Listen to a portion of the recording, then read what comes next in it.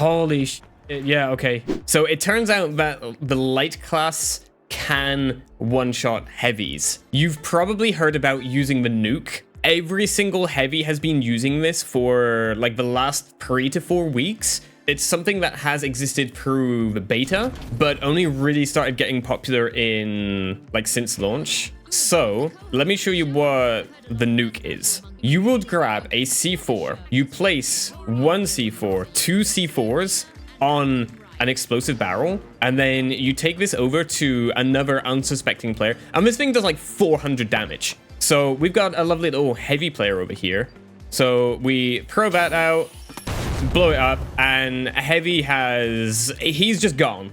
He's absolutely gone, and that's 350 HP, all gone, all in one go. So heavies had this, but there's a twist. Yesterday we went through and I thought, if heavies can do that with the C4, why can't lights do that with the breaching charge? So what we discovered was the reason why lights can't do it, or why no one has been doing it, is because you can only put one breaching charge down and then you have to wait for it to charge up.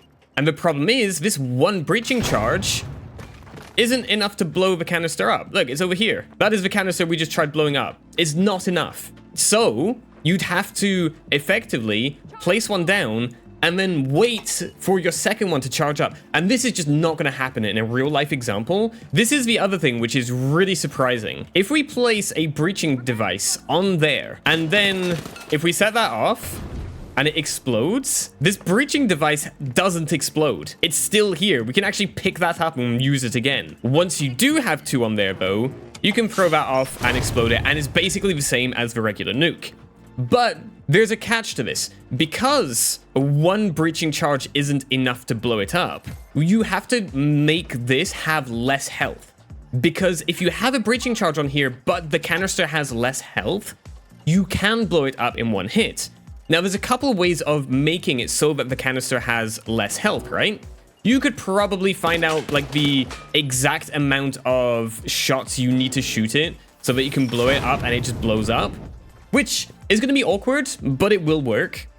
But this is a different way of doing it, okay? What do you want to do, and this will be important in a little bit, is put the breaching charge on the bottom. Has to go on the bottom. We'll cover that in a sec. When you throw these cans out, as they fly, they deplete health. So let's just say that this is 100% health, okay?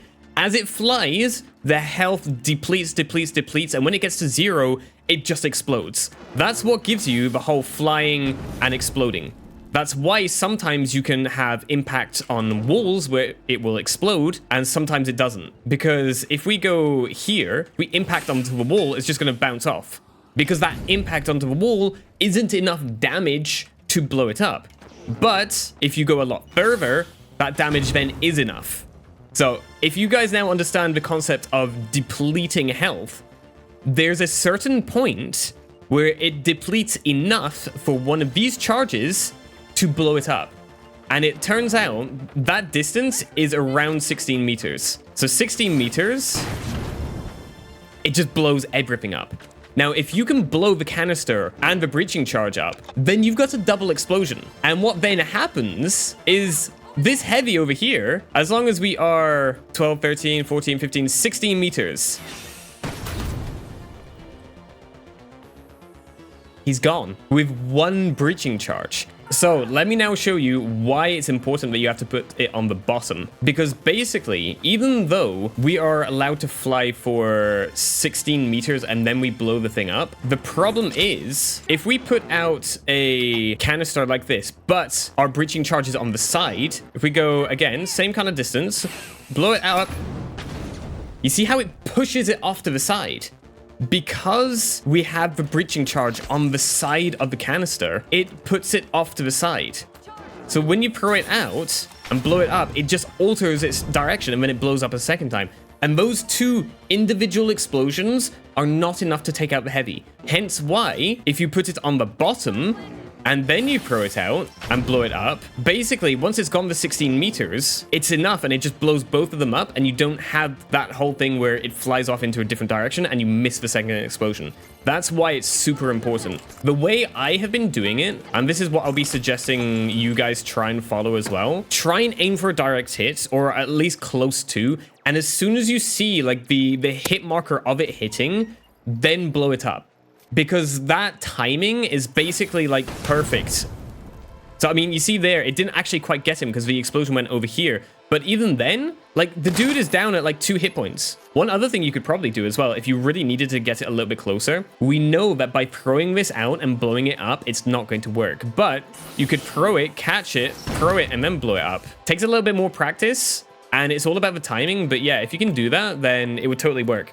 I wanted to show you guys a couple of real-life examples taken from my Twitch streams, but I must warn you, while this mini nuke can one-shot any enemy in the game, it does take a little bit of setup time as it only works with the explosive barrels, and you need to be very precise in both your accuracy and your timing when you're blowing it up. And especially when you start comparing it to the heavies version of the nuke, where they can just pop 2 C4s on any barrel in the game and completely wipe you out, it often takes more time to set up than it's worth in the heat of combat. So what I suggest you guys do instead is use this technique to start your engagements with.